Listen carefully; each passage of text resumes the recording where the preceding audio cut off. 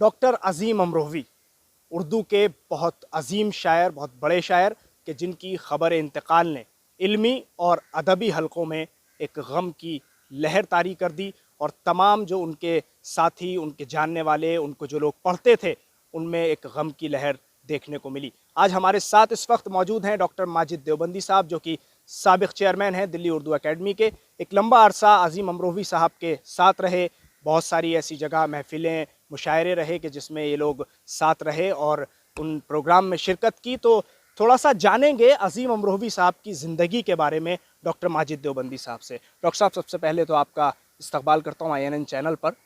क्या अज़ीम अमरोही साहब की ज़िंदगी के बारे में थोड़ा सा आप बताएंगे, क्योंकि एक लंबा अरसा आप लोग साथ में रहे। बहुत शुक्रिया, आपने मुझे याद किया।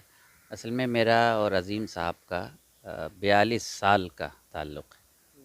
सन 78 में जब मैं शायरी की दुनिया में आया तो मैं पहली मर्तबा अज़ीम भाई की दावत पर मजापोता में एक महफ़िल में गया था, जहाँ ज़ाहिर सी बात है 40-42 साल पहले अज़ीम भाई जवान थे, मैं तो बच्चा था। तो 42 साल पर मुहीत है मेरा उनका ताल्लुक़।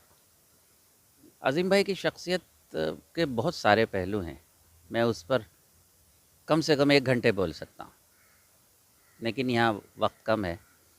मुख्तसर तौर पे मैं चंद बातें आपको बताऊँ। देखिए, इंसान की ज़िंदगी में बड़ा बनने के लिए उसको क्या करना पड़ता है। वालिद बुज़ुर्गवार मेरे अब्बा का एक जुमला है। अब्बा ने एक बार कहा था कि अपनी इज़्ज़त करना सीखो। बचपने में मुझे अंदाज़ा नहीं हो मैं अपनी इज़्ज़त कैसे करूं। अब्बा ने उस वक्त नहीं बताया, बाद में मुझे बताया कि जब शऊर आएगा तो तुम समझ जाओगे। जब ज़रा वरा शऊर आया तो मैंने अंदाज़ा लगाया कि अपनी इज़्ज़त कैसे की जाती है। अपनी इज़्ज़त इस तरह की जाती है कि आप अपने बड़ों की इज़्ज़त कीजिए, आपके छोटे आपकी इज़्ज़त करेंगे, दूसरे माना में आपने अपनी इज़्ज़त की। अज़ीम अमरोही की शख्सियत का अजीब व गरीब कारनामा ये था कि हर मसलक में, हर अक़ीदे में, हर सोच में, शायरी के हर स्कूल में, अदब में, नात में, गज़ल में, इंतहा के नस्र में अलग ही पहचान रखा करते थे, और उनका एतदाल तो ऐसा था कि उन पर कुर्बान हो जाएं।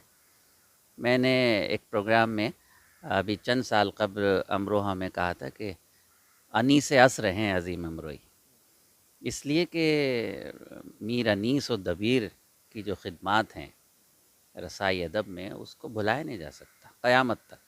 लेकिन हमारे अहद में रसाई अदब पर जितना काम अज़ीम भाई का है, मेरा ख़्याल है किसी का नहीं। जब आदमी शोहरत पा लेता है, मेरी तो क्या शोहरत में 2-4 लोग जानते हैं, एक तालिब इल्म हूँ, खाकसार हूँ।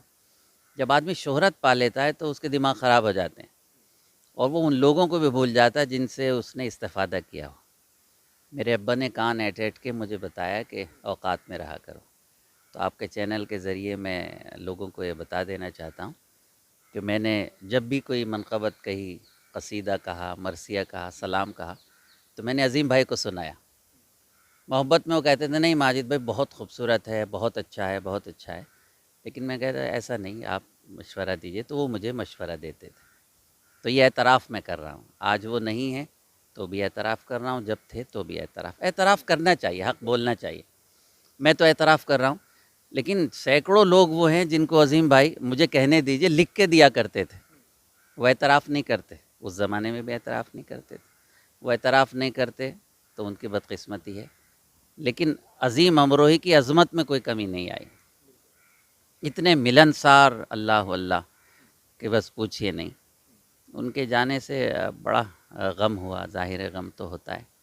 लेकिन तस्वीर का दूसरा पहलू ये है कि हमें इस पर फ़ख्र होना चाहिए कि अज़ीम अमरोही ने नस्र में, अदब में, नात में, मरसिए में, क़सीदे में 50 के करीब किताबें लिखी। बहुत बड़ी बात है, मामूली बात नहीं।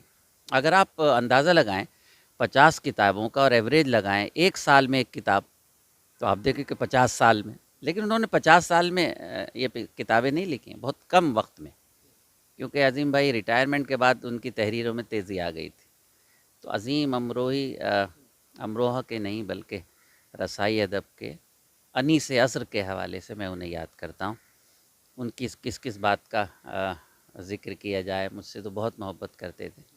मेरा ख़्याल है सबसे बड़ा ख़िराज अक़ीदत ये है کہ ان کا اخلاق، ان کی انکساری، ان کی محبت، ان کا ادب، اور معاف کیجیے گا امروہہ کی سرزمین کو پوری دنیا میں معتدل مزاج کے حوالے سے انٹروڈیوس کرنا.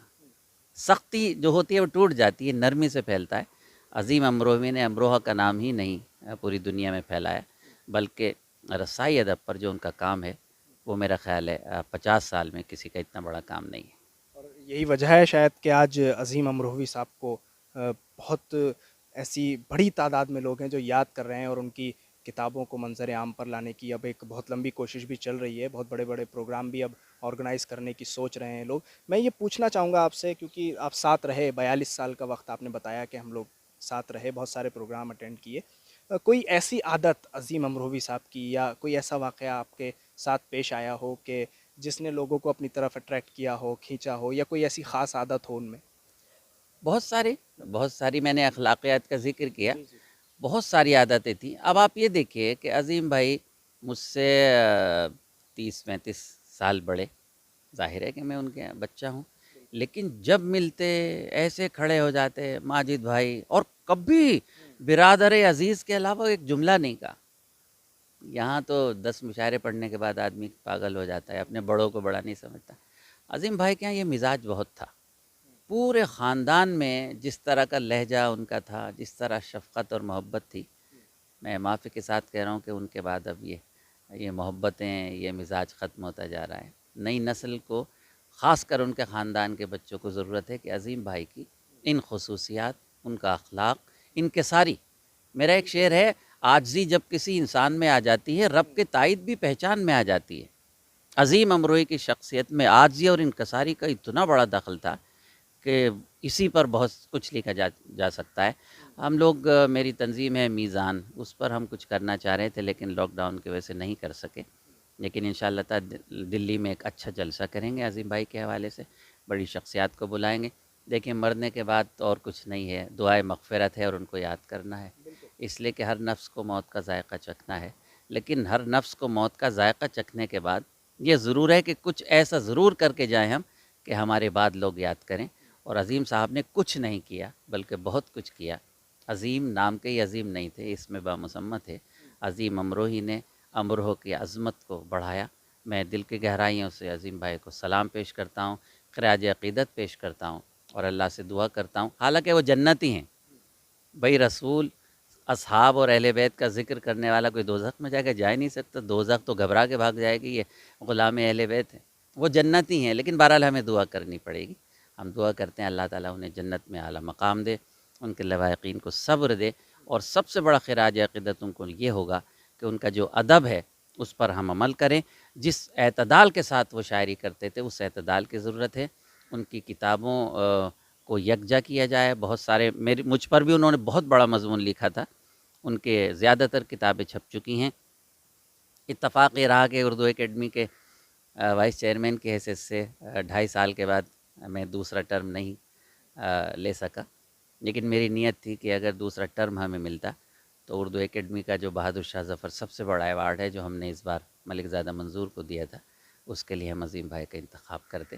لیکن کوئی بات نہیں، ایوارڈ ان کے لیے بڑی چیز نہیں ہے. ان کا سب سے بڑا ایوارڈ یہ ہے کہ کروڑوں لوگ انہیں چاہتے ہیں. مرنے والے مرتے ہیں لیکن فنا ہوتے نہیں، وہ کسی بھی حال میں ہم سے جدا ہوتے نہیں.